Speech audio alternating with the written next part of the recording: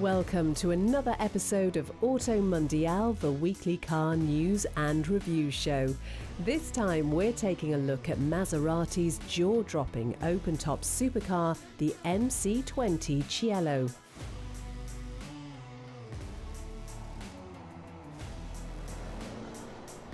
We also have Kia's new Celtos and a performance SUV from BMW. Plus the facelifted Ford Focus and the most luxurious Bentley Bentayga yet. That's all coming up, but first, the news.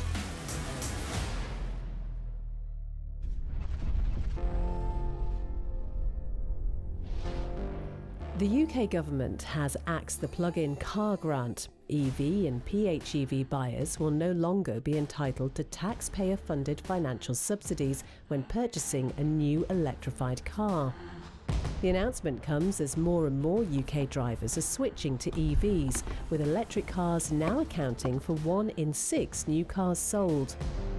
The scheme had previously been updated last December, with the grant reduced to £1,500 for electric cars costing no more than £32,000.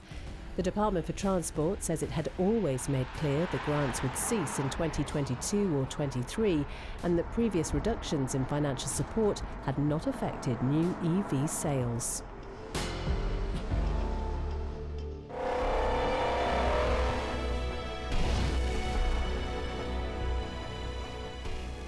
The Kia Celtos is a relatively new model in the US car market, having been released in 2020. But in that short time, it has already become one of the Korean brand's best sellers, and with a fresh update for 2022, that probably is not set to change. The latest additions to the compact SUV placed between the brand's Soul and Sportage models are a few new trim levels, namely the Nightfall edition, which features a number of blacked out details and tweaks to the design of various body panels. Elsewhere, more safety features now come as standard with the car, like collision and high beam assist. Aside from the all-new Nightfall edition, it's very hard to distinguish the new Seltos from its previous version from the outside. Its upright stance and detailed front end almost look like Kia tried making a knockoff Range Rover, though we wouldn't consider that an issue. Based on the same platform as the Hyundai Kona, the drivetrain options are all fairly familiar. A 2-litre 4-pot paired to the continuously variable transmission provides power to the front-wheel drive lower spec models, while a turbocharged 1.6-litre power plant putting out 175 brake horsepower is enough for the range-topping versions. Higher spec models also benefit from 4-wheel drive and a 7-speed automatic transmission. Although the basic LX trim level has been given many more features as standard for the new model year, we would suggest skipping past it and considering the Seltos S, which comes with additional infotainment features. A 10-inch display, remote start and automatic climate control are all included in the $24,000 of the S. Complementing the large Android Auto and Apple CarPlay capable touchscreen on the dashboard is a 7-inch display behind the steering wheel, and if selected on the options list, a heads-up display, all helping to inform the driver. A wireless phone charging pad is also an option, while USB ports are sprinkled throughout the cabin, and the options list is headlined by an 8-speaker Bose sound system. Despite being based on the Hyundai Kona platform, the Seltos has significantly more space inside, meaning it's perfectly capable of holding its own against compact SUV rivals, such as this, the Volkswagen Taos. Named after a town in New Mexico famed for its art and historic architecture, the Taos has very much been designed with Americans in mind. Its styling is more conservative than its European equivalents, and there are no hybrid versions on offer. Instead, the Taos uses a 1.5-litre petrol motor from a Jetta, putting out 158 horsepower with 2- and 4-wheel drive versions available. Despite being the smallest SUV in the range, it is actually a little bit wider than the world market Tiguan and its long wheelbase and tall roof make it one of the roomiest and most usable cars in its class. Climb inside the roomy cabin and you're greeted by typical VW build quality. It's built to last and is a noticeable step up from many of its domestic rivals. Base Model S versions get decent standard kit, but it's worth stumping up the extra $4,000 for the SE, which gains a modern infotainment system and a load of safety tech, as well as fancier upholstery. Volkswagen says it has no plans to bring the Taos to Europe, and with cars like the T-Cross, T-Roc and Tiguan already doing a stellar job of filling just about every crossover SUV niche, we can't say we're that surprised. The same goes for the Kia. It's on sale in North America and Asia, but with a healthy lineup of 7 SUVs and crossovers already on offer, we think we'll be okay.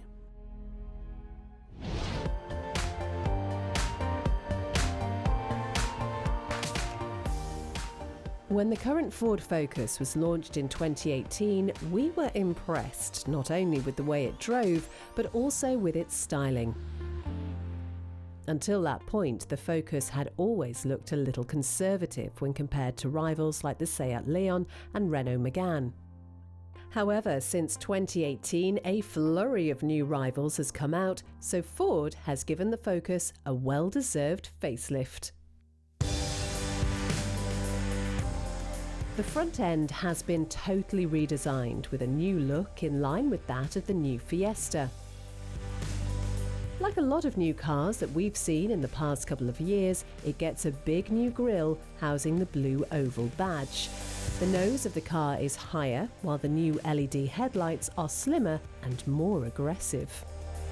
Changes at the rear are much less obvious, with the optional LED rear lights gaining a darker tint. ST line models get an updated body kit, as does the proper ST itself. The Focus range has been simplified, losing the Vignale trim. Instead, buyers can now specify a Vignale pack on titanium, active and ST line cars, which adds a selection of extra kit.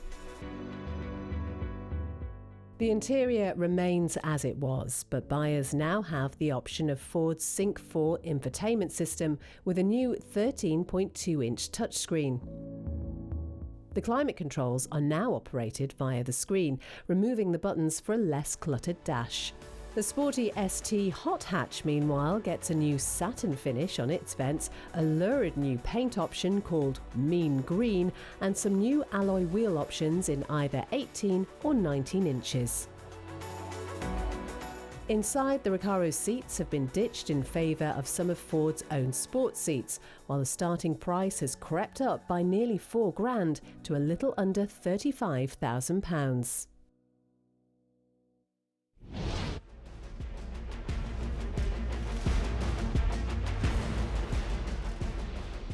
The Bentley Bentayga has been with us now for almost 7 years, and not once in all that time have we thought, yeah, it's nice, but we wish it was a bit bigger. Well, that hasn't stopped Bentley from building this, the new Bentayga Extended Wheelbase, or EWB for short. Not exactly the car we've all been waiting for, but no doubt it will appeal to long-standing Bentley customers who have been mourning the death of the Mulsanne and need something stately to be chauffeured around in. The EWB has been stretched by 180mm, all of which has gone into improving rear legroom with longer rear doors. The total length is more than 5.3 metres, making it 30 centimetres longer than a Range Rover. With emphasis on luxury rather than practicality, the regular Bentayga's 7-seat option has been abandoned in favour of 3 layouts available for the rear bench. Buyers can opt for a 4-seat car, a 5-seater, or a so-called 4+1 that provides 2 distinct rear seats with an occasional middle seat that can be brought out if you need the extra accommodation. The rear doors can now be operated electrically with just the touch of a button.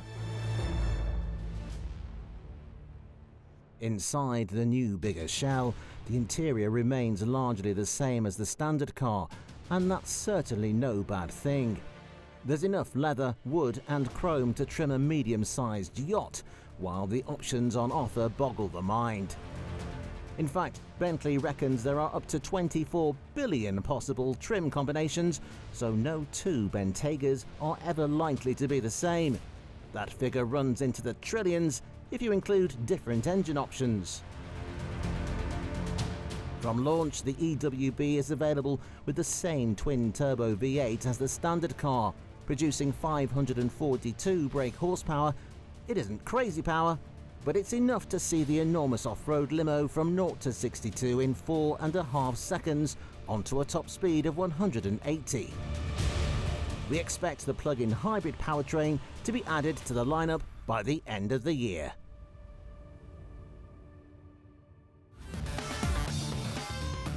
After the break, the new Maserati MC20 takes on McLaren.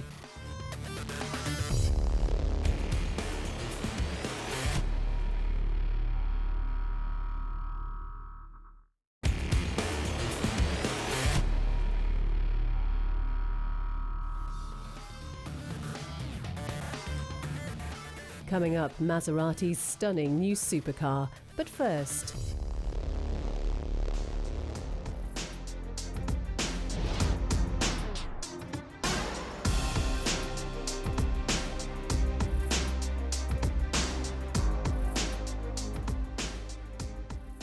the BMW X3 has long been one of the most popular premium small SUVs, having practically invented the segment when the original launched way back in 2003. And while it may have grown since then, it's also gained some competition. Now though, it's been updated. The third-gen car has received a midlife facelift, but don't worry, it's one of BMW's better recent designs. The kidney grills have grown and they're now joined in the middle, but they're far from 4 Series sized. And it isn't just the grille that's been redesigned. The whole front end has been refreshed with a more angular look and some smart new slimmer headlights. The rear end has had the same treatment, giving the X3 a modern new look.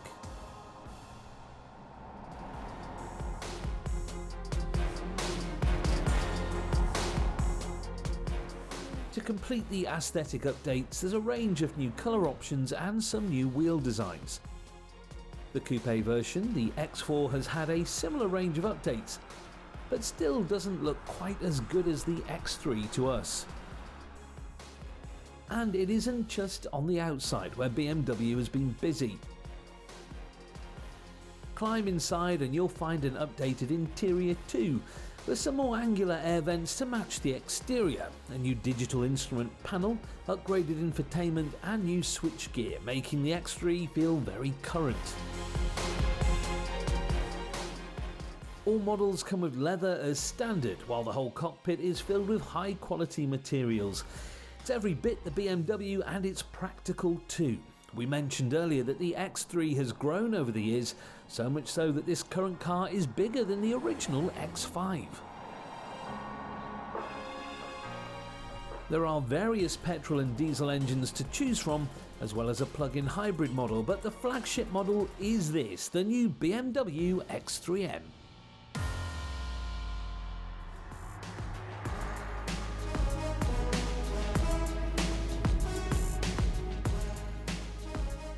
Specifically the X3M Competition, the fastest and most expensive X3 you can buy. Like the regular car, the M has been subject to a host of cosmetic updates. The new grille is finished in gloss black, while there are some new bigger air intakes to improve cooling. There's a new rear spoiler and some new alloy wheels, but it's under the bonnet that we are most interested in. The twin turbocharged 3-litre straight-six still produces the same 503 brake horsepower, but it now makes more torque, dropping the 0 to 62 time by 0.3 seconds to 3.8. That is very fast indeed.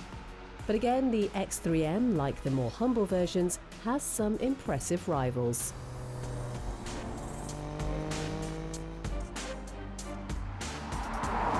Namely this, the beautiful Alfa Romeo Stelvio Quadrifoglio. Like the BMW, the Alfa has been subject to a recent refresh. It builds on the standard car with wider wheels and a lower, more aggressive stance. Using much of the chassis from the Giulia Quadrifoglio Saloon and the same twin-turbo V6, the Stelvio puts out 503 bhp, exactly the same as the smaller Alfa and the X3M. The acceleration is exactly the same too, while their respective top speeds are almost identical. One thing they can be separated on, however, is price. The handsome Alfa Romeo starts at a not inconsiderable £79,000. The BMW, though, that is 10 grand more. It's almost 8,000 more than the V8-powered Jaguar F-Pace SVR and a whopping 20,000 more than a Porsche Macan GTS. The X3M may well be right up there with the best in its class, but it certainly comes at a price.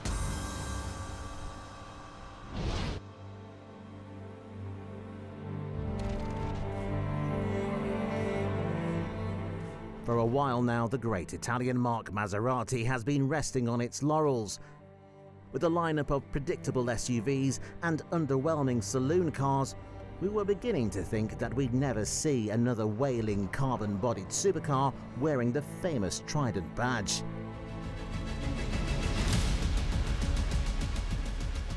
Now though, the mid-engined Maserati is back. It's called the MC20, and we think you'll agree it certainly looks like an Italian supercar should. Especially here in convertible Cielo form, it's dramatic and aggressive, yet totally elegant. Cielo is Italian for sky, with Maserati saying it's a car for driving pleasure in the great outdoors. A good job really, as it won't fit in most people's houses. Like many supercars, the roof opening is quite small, but it has enabled Maserati to maintain much of the stiffness from the coupe. It keeps it light too, with the Cielo taking a 65 kilogram penalty versus the hardtop at 1,540 kilograms. A small price to pay for wind in your hair and the fabulous noise of its 3-litre twin-turbo V6.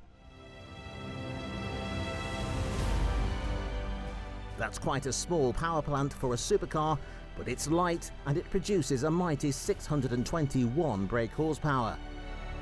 The result of all that grunt is 0 to 62 in 3 seconds and a top speed of just under 200 miles per hour. To help keep the power down, the MC20 Cielo gets a slightly different suspension setup to the coupe. Most of the hardware is the same, but it gets stiffer springs and damper rates. It retains the adaptive dampers which adjust according to your selected driving mode. These modes range from wet and GT to the more focused Sport and Corsa. If you're feeling brave, you can turn the assistance off on track. We suspect most drivers will switch into GT mode and leave it there. This puts the suspension in its softest setting, with default settings for the engine and gearbox, allowing you to soak up the sun and enjoy the impressive interior. It's by far the most modern Maserati cabin we've seen in a while, with plenty of leather, Alcantara and exposed carbon fibre. It gets a decent-looking 10-inch infotainment screen with built-in Amazon Alexa and a digital rear-view mirror to improve visibility. The beautiful glass roof folds away in 12 seconds and can be operated while on the move up to 31 miles per hour.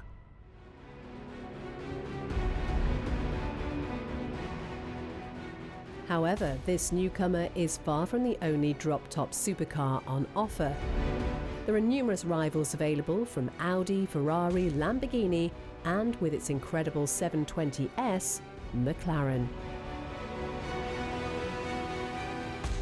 Unlike the MC20, the 720S Spider gets a more traditional V8, still turbocharged though and even more powerful.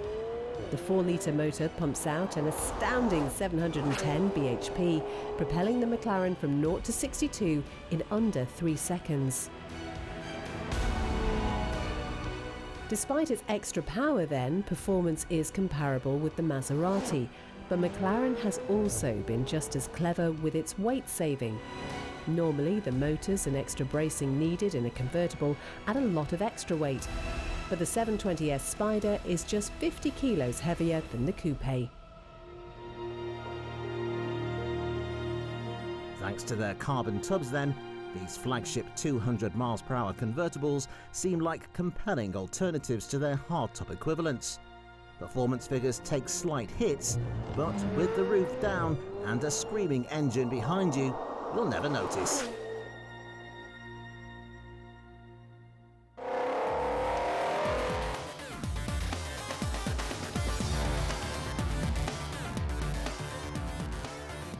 Join us again next week on Auto Mundial as we check out the long-awaited hypercar from Mercedes, the new AMG1.